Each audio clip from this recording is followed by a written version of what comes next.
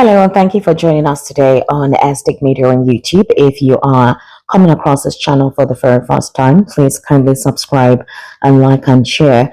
I would also implore you to please try to give me your recommendation or reaction or criticism to a couple of issues that will be highlighted right here on this platform. My name is Esther Wachku, and it's Aztec Media on YouTube. So, what are we looking at? I'm sure that on various channels, basically on YouTube, across all the media outlets, the situation of insecurity is basically the trending topic. There have been calls and chastisements and criticisms, reaction on the administration's inability to nip the escalating insecurity or insurgency in Nigeria and the bud.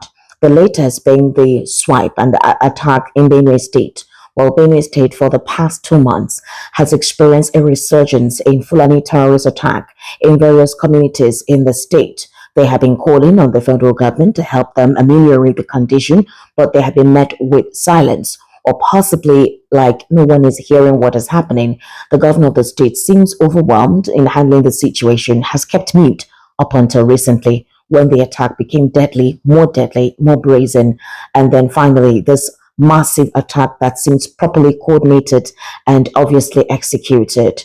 In that regard, when the Pope on Sunday actually reached out and commiserated with the victims of Benue, that was when the presidency later that evening reacted and said enough is enough of the bloodletting. As it stands, the president is meant to visit Benue State today, being June 18, 2025. Unfortunately, there is a situation. What is a situation? The situation is that the scheduled visit on the state in Benue, where Governor Alia, security operatives and chiefs, that is the chief of army staff, the inspector general of police, and a couple of DSS officials already in DSI in Benue State on ground to welcome the president and make sure that security is tight and provided in that region. Governor Alia even declared a public holiday in Benue State because of the president's visit to come and assess the situation, specifically in the affected area where more than 200 persons were killed. Unfortunately, right now, intense flood water has overtaken the highway, leaving motorists and passengers stranded. The affected route, which is a major corridor into Makodi, has forced commuters to either postpone their journeys or seek shelter in safer areas. Now, the timing of the flood has raised concerns as it coincides with heightened security and logistical movements in preparation for the president's one-day visit to commiserate with the people of Benue over the recent massacre in Yelawata. What this means is what we don't know. I don't know, possibly the security operatives will try to scout any alternative route beyond the one already immersed in flood to see if indeed the president's visit can be possible today. But if it is not possible today, then maybe they may have to reschedule his visit to Benue State. But people think that it may have been very still for the president to have actually come to assess the situation. They even make comparisons with the case of Indian Prime Minister Narendra Modi having to visit the scene of the crash site that very day it happened and visited the lone survivor in the hospital to actually get firsthand and see how the nation can help the victims and families of those who lost their members in that deadly attack. Well, you know that the case with Benway is not something that started today, right? It's been a long time situation they've been going through. And it seems like leaders in the past also did not know how to handle the situation in Benway. They seemed overwhelmed, or literally they knew who or persons who were involved in this, but it felt like the government of the day was also pandering to these terrorists, giving them a soft landing. So I want us to take a listen to this particular interview that was conducted 8 years ago under the governorship of Samuel Otam, and how this individual made a couple of statements which seems to be what Benway is experiencing now. Then I followed those flying and I go with them. Then they lead me to Niger. After to Niger, they lead me to Cameroon. After Cameroon, they lead me back to Nigeria. Then started saying that they have clashes in Nigeria about 3 states that they want to. They have about 4 states that they want to to call it they want to capture you. They want to capture, being Plateau, Taraba, Benue, and Nasarawa. But those malam that I was doing something with them, they say they blocked people that can choose to sponsor this state or this state or this state. So the one that call me choose to sponsor at Taraba. We should capture Taraba state. Then when I go to finalize the connection that they will give me before the fight will start, I tell them that they should give me 1 billion. Those people say that the money is too much. They started to bargain the money with me. They give me 50 million, and I say 50 million is too small. They should give me at least 750 million, so that the Taraba state have Adabarak, have many security inside. So they should give me the money so that with the security we can make understand with them and know how the fight will go on. So those people say that the price is too much. Then give me 350 million. Then me, man, I refuse to fight on 350 million. Then Did you collect the money? no, when I refused, they didn't give me because the money that they said they will give me 350 million was too small to fight against the Taraba state. This was Yeah, so you had that. That was quite an exposure. But a lot of us already know this, and that is what Nigerians are reacting to. The lackadaisical attitude of the government of the day when the nefarious intent was already discovered and unfolded. So, what was the action of the government of the day to make sure that this does not culminate to this point? Now, the question the Nigerians are asking is that why is a section of members of this country or a particular ethnic extraction, why are they isolated from heavy penalty on them constituting menace and mayhem, causing problem in communities wherever it is they are, killing people of their host communities? Why exactly does the federal government seem to give preference to these individuals?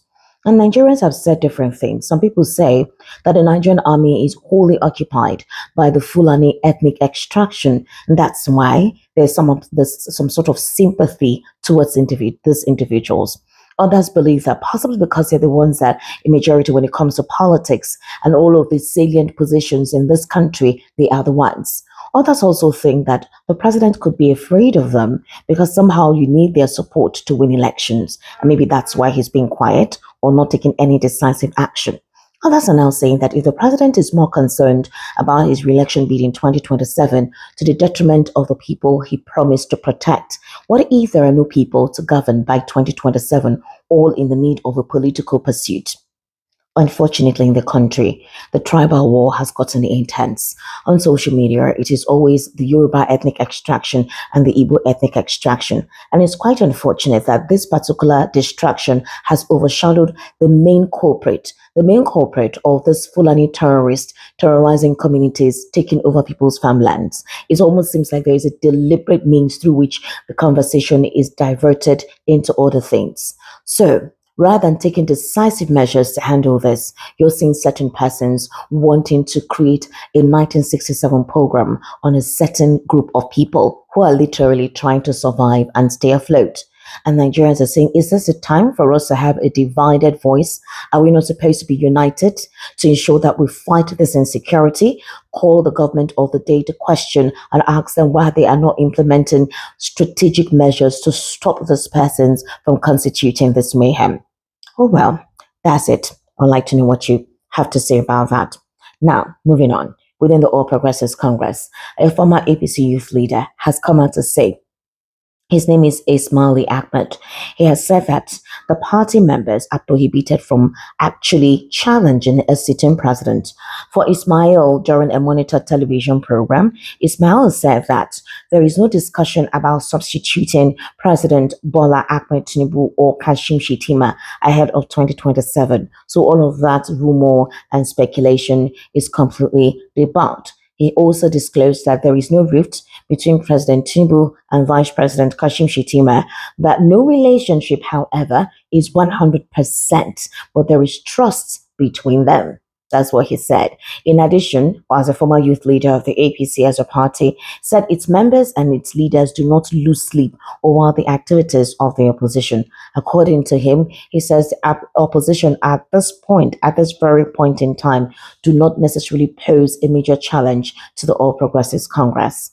These are issues actually, but and anyways, in the course of all this, political conversations are ongoing, and people are still doing their permutation and fixes as to how 2027 will turn out.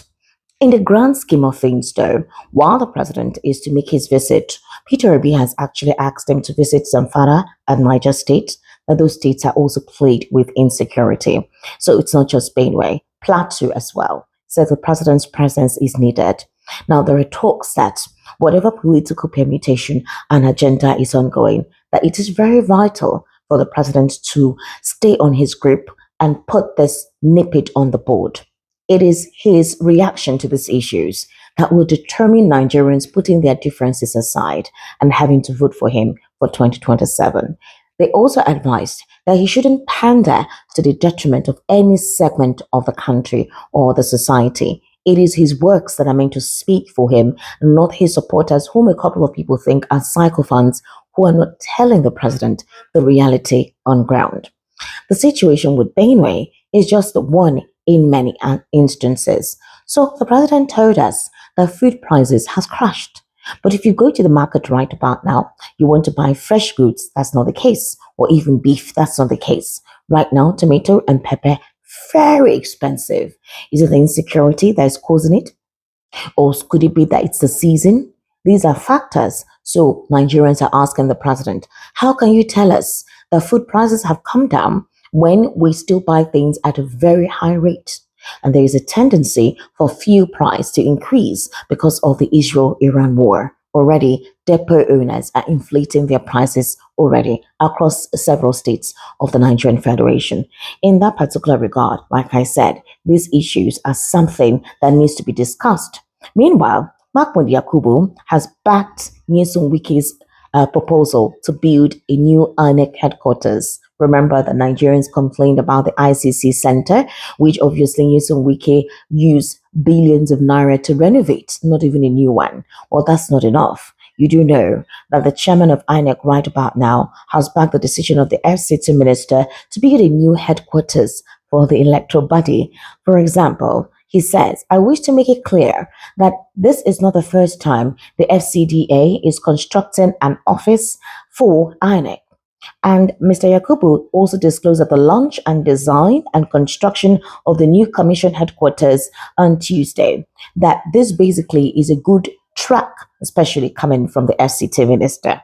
A lot of you will be disappointed, but that's how politics unfortunately works. So it is left for accountability to be done.